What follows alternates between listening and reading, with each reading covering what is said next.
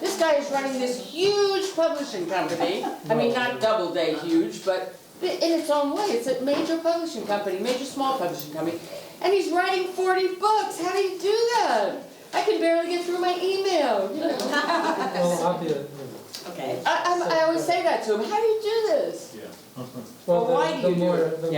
In terms of why did I started writing early. I was put in psychoanalysis as a child at age 8. And I began writing at 16. I had already been in dialogue in the 50s, in symbolic dialogue. A certain portion of that book, New Moon, is about that process, translating one form of dialogue into another. Also, I began writing as a way at summer camp to escape the activities. I signed up for newspaper all the time.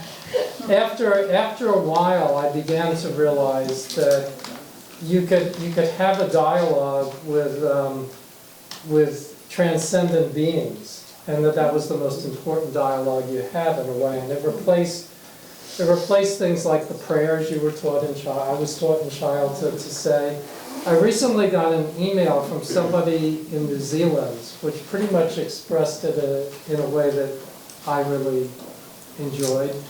He said, I'm a channel for an entity, whatever, and he wants to submit a book by that entity, which actually wasn't all that interesting. What was most interesting was the entity sent me a personal message.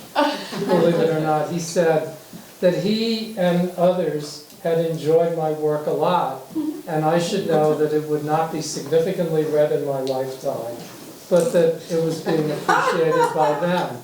And I thought, well, okay, because when I first started writing, my image was of writing to these star beings. I mean, yeah, as a teenager, but it wasn't on the level of metaphysics, it was on the level of Dion and the Belmonts, you know, why must I be a teenager? You know, each night I ask the stars up above. It was on that level.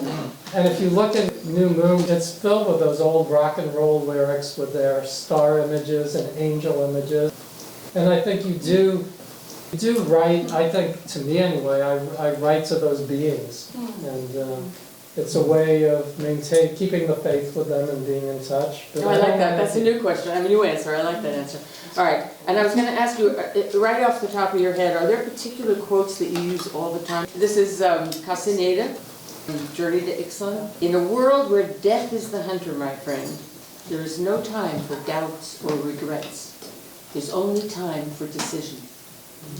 I quote that all the time. I think probably talking to myself. I've always used the line that once consciousness was in the universe, the outcome was determined, although it was bound to be a cliffhanger at every stage. And something that John Friedlander says that I really like is when people ask him, like, why don't things work more easily? Why all these problems? Why ISIS? Why war? You know, he goes, well, we spent like 1 trillion years designing this reality that is in another form. We designed this reality, and we're not going to trash it over nothing. This is the reality we wanted. And everything in this reality, from the tiniest breadcrumb, from the person out drilling the street with, you know, and thinking about the beer at night and the football game on Sunday, each of those had to exquisitely be worked into the universe from the top down and wound into its fabric. That's the reality we designed. And it's a horrific reality in many of its parts, but that must be because the overall proposition, what you wouldn't call the universe but call all that is, has some crimp in it that needs to be worked out. And we're in this incredible position to be working on it. And it hurts like hell. It's very uncomfortable.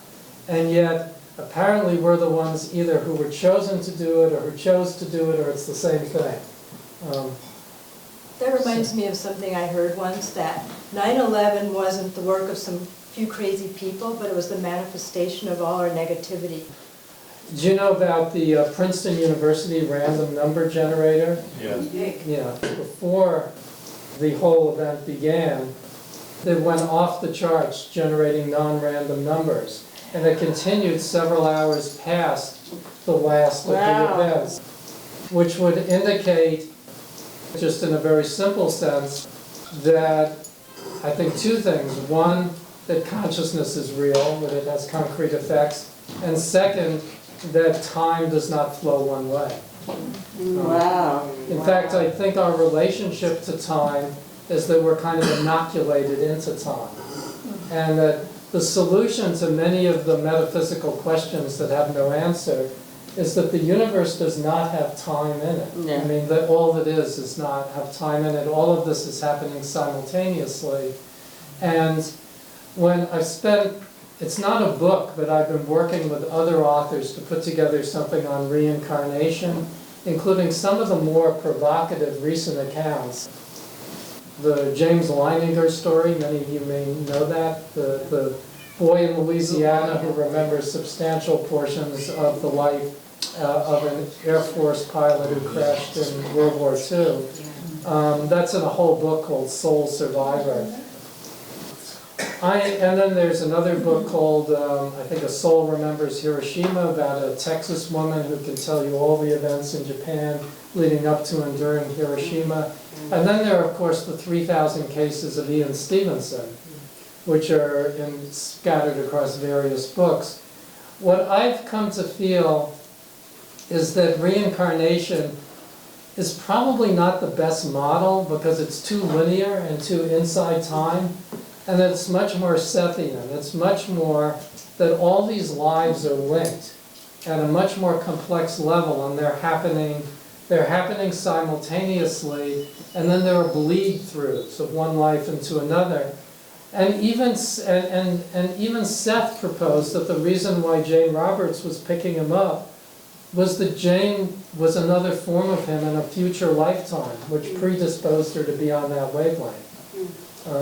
So when you really want to address the complexity of the actual universe, I think you have to give up linear models. I'm going to ask one more question, okay? And if you have an answer. If you don't have an answer, we'll go to them. So if I asked you what you are proudest of, would you, or things you are particularly proud of, would you have an answer? Well, the people, Lindy and Miranda. And having those people in my life so closely connected.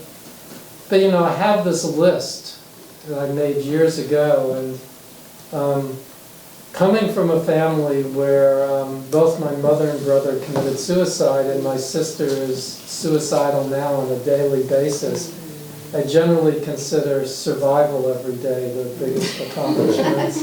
And I mean that seriously, because although my mother didn't talk to me much, I pretty much knew what her fantasies were.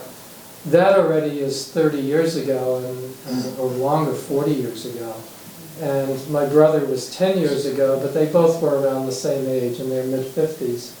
And my brother, I did know all his thoughts, and they were very familiar to me. I've been down all those thoughts with different conclusions. And my sister, who I had very little contact with for 50 years, now I talk to every day, sometimes for hours. And she's not telling me something I don't already know. So I figure a lot of my work has been getting tools to deal with that. I think I think that the primordial shamanism, the original shamanism, is to create a magic to fight the demons with. And that a lot of this work is about there's no middle ground. You're either engaged in a magical operation with trying to increase consciousness, or the dark forces are pushing back against you. And I think it's more dramatic for me.